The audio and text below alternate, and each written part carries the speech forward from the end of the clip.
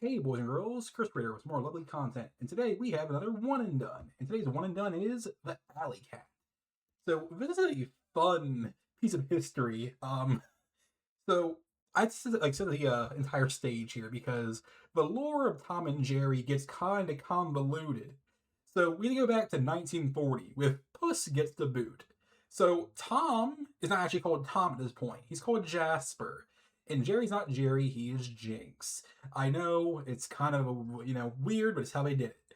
So in this particular short, in the Alley Cat, there's no actual name for our protagonist, but on through a model sheet, we do know that he is called Tom. This is not the Tom that we know. This character would go on to be called Butch Cat, or just Butch for short. We know him, and of course, Tom and Jerry. He would get his first official appearance in, I believe, Baby Puss, which of course is a part of the Hanna-Barbera lineup going on there. So I just want to tell you guys that because it's very important to how I'll be calling the protagonist of this lovely short for the rest of this video. I'll be calling him Butch just because that's how we know him today. I know it's a little convoluted, but this is how it is. So other than, of course, our lovely character Butch, we do introduce to two other characters who would become mainstays in, of course, Tom and Jerry. We are introduced to Toodles Galore and Rover, who would be renamed to, of course, Spike. Yeah, this is a very fun time in the Tom and Jerry, lore. As far as I know, the Alley Cat was not a part of the lore of Tom and Jerry originally, but eventually, when of course Tom and Jerry became a full-on thing, they would be reintroduced into the series.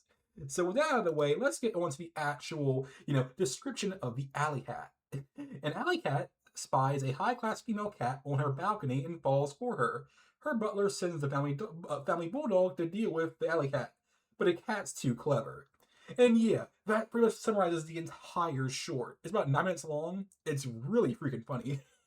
The director is Hugh Harman. Writer is Charles McGurl. And the stars include Sarah Berner, Billy Bletcher, and William Hanna. So that is the fun stuff there. So I want to just hop right into the storyline here. So we, of course, are introduced immediately to Toodles Galore, who I almost forgot when she actually appears. Toodles, I believe, appears in Springtime for Thomas, which is a 1946 animation. Of course, a part of Tom and Jerry, fully.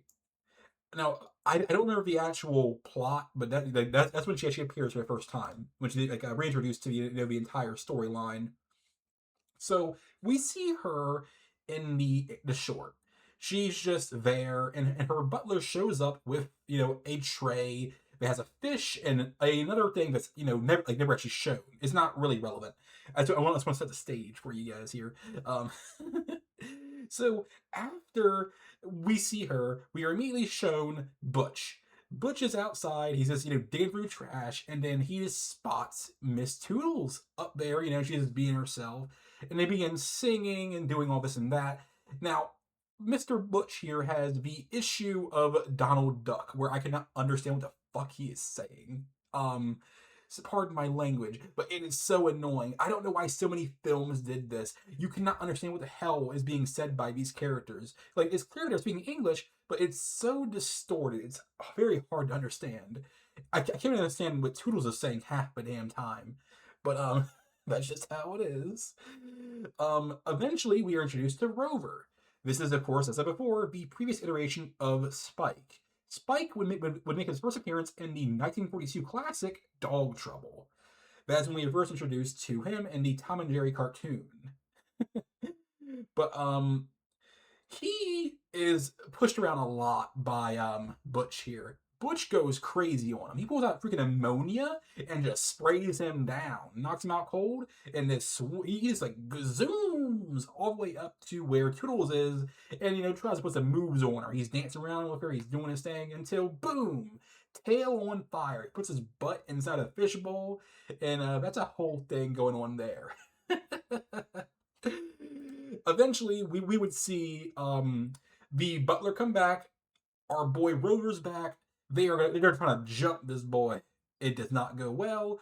When they're doing their little skit, and they're like running all around, the typical old movie thing. They're just running around, or rather old cartoon thing. Eventually, the butler is like, okay, you know what, I got this. He stands still, swings down, boom.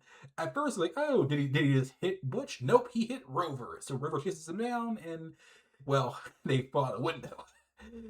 Butch just says goodbye to Toodles, and he just leaves, and that's how we end off here. It is a very, very funny short, and I really recommend it. Of course, obviously, I just spoiled every damn thing, but a one and done is for spoilers, really. Where I can be more in depth with it. So now we have the actual storyline all done. I do want to hop into the trivia for this lovely short. The bulldog gets dumped in the very latest version of a clothes washing machine, complete with a wrangler. Yup. The society cat says, "Come up and see me sometime," which is a famous catchphrase of Mae West. The feline couple danced to Latin influenced music, which was very popular at the time. Here is the Mexican song La Carcacha. I most definitely said that name wrong.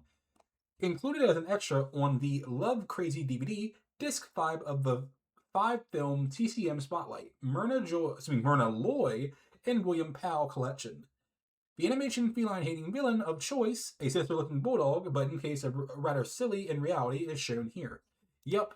And the cats of the cartoon are turned into the cartoon characters of Tom and Jerry, another famous MGM series cartoon. They are renamed as Butch and Toodles Galore. So it's not included, but Rover is Spike. It's very much obvious.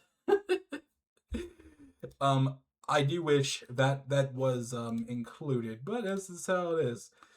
So all in all, I really enjoyed this short. I wish cartoons were more like this, except for the damn Donald Duck damn thing, man. I hate that Donald Duck shit. All in all, I would rate this animation, this short, a solid 8. Eventually I will go back and actually, review the other short that I just didn't do. It's I'm forgetting the damn name. How am I forgetting something? Oh, it's Puss Gets the Boot. I forgot. I do need to review that because that is, kind of like the most important part of the Tom and Jerry lore. It's the beginning. But all in all, I hope you guys enjoyed this. Please like and subscribe for more, and peace.